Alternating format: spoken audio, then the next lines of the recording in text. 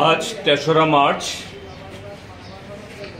আজকের এই দিনে আজ থেকে ৪৯ বছর আগে ১৯৭৫ ইংরেজিতে আজকের দক্ষিণ ত্রিপুরার জুলাইবাড়িতে একটি শান্তিপূর্ণভাবে ককবরক ভাষার রাজ্য ভাষা হিসাবে স্বীকৃতি বা মর্যাদার দাবি সহ আরো ৩ দফা দাবি, তার মধ্যে অন্যতম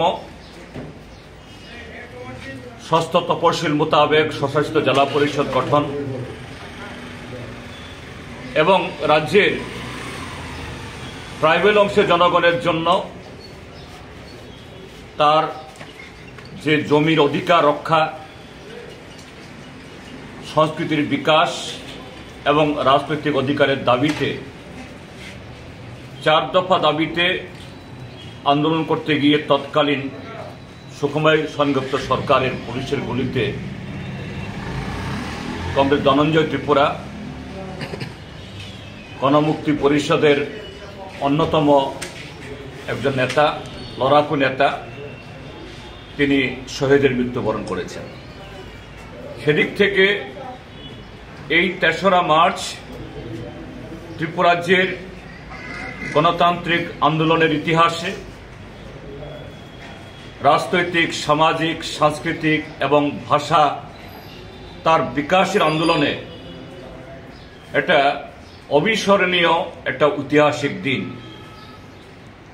সারা ত্রিপুরাজ্যে আমরা শুধু ভারতের কমিউনিস্ট পার্টি মার্ক্সবাদী তার সভ্য সমর্থক দরদিরা নই,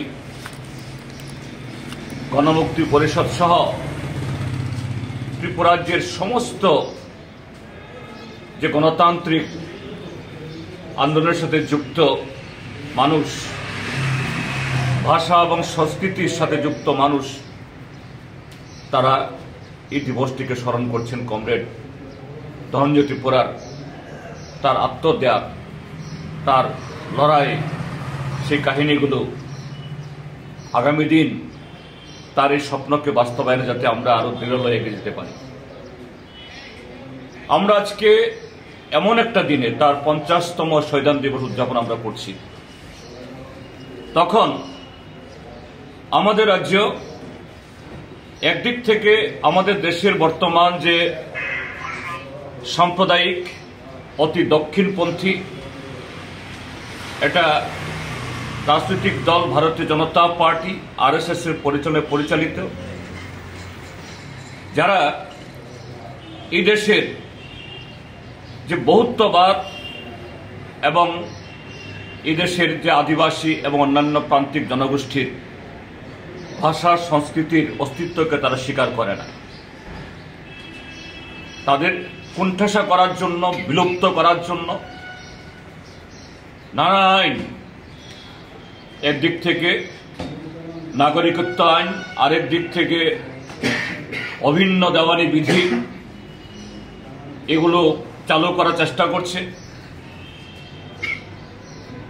এডিসি, বামফ্রন্ট সরকার এবং বামফ্রন্ট এবং ত্রিপুরা যে গণতান্ত্রিক আন্দোলনের এখানকার ট্রাইবেল, নন ট্রাইবেল অংশের মানুষ চোখের মনির মতো এই যে এডিসি গঠন করেছে, এই এডিসিকে পঙ্গু করার চেষ্টা করছে।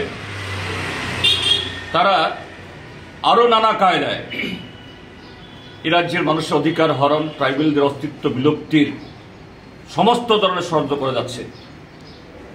একই সময়েতে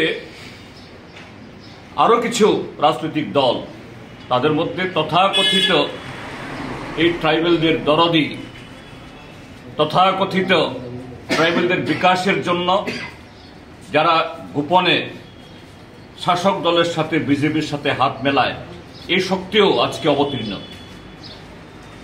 দুর্ভাগ্যের সাথে আমরা দেখছি আজকের এই দিবসের ঠিক একদিন আগে দিল্লিতে এই ভারতীয় জনতা পার্টি এবং এই ট্রাইবেল দরদের নামে এই ত্রিপুরাজ্যের ট্রাইবেলদের সমূহ যারা ক্ষতি করছে, তাদের আরেকটা চুক্তি, যেটা গত বিধানসভা নির্বাচনে ছিল গোপন চুক্তি।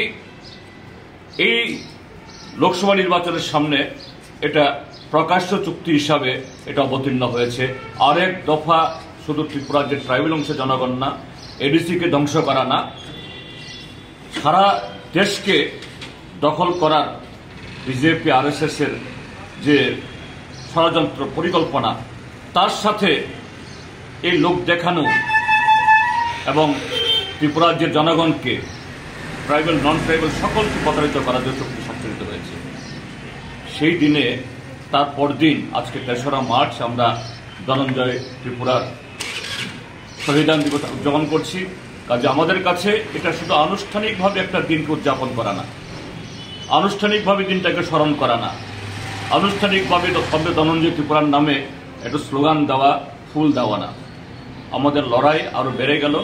আগামী দিন কমরেড ধনঞ্জয় ত্রিপুরা সহ পরবর্তী সময়তে আরো অসংখ্য মানুষ, অসংখ্য গণতন্ত্রপ্রেমী মানুষ, দেশপ্রেমিক মানুষ এই ত্রিপুরা রাজ্যে গণতন্ত্রের স্বার্থে, এই রাজ্যের বিকাশের স্বার্থে, ককবরক সহ সমস্ত ক্ষুদ্র ভাষাগোষ্ঠী সংস্কৃতি তার বিকাশের স্বার্থে TNB, ATTF, NLFT, tiger force এবং কায়েমি শক্তির হাতে প্রাণ দিয়েছেন। তাদের স্বপ্নকে সাকার করার জন্য আমরা কমরেড ধনঞ্জয় ত্রিপুরার এই প্রতিকৃতির পাশে দাঁড়িয়ে আজকে শপথ গ্রহণ করছি। আমাদের লড়াইকে আগামী দিন আরও বহুগুণ বাড়িয়ে এ রাজ্যে ধনঞ্জয়ের স্মৃতি তথা গণতন্ত্র এবং সমস্ত অংশের মানুষের অধিকার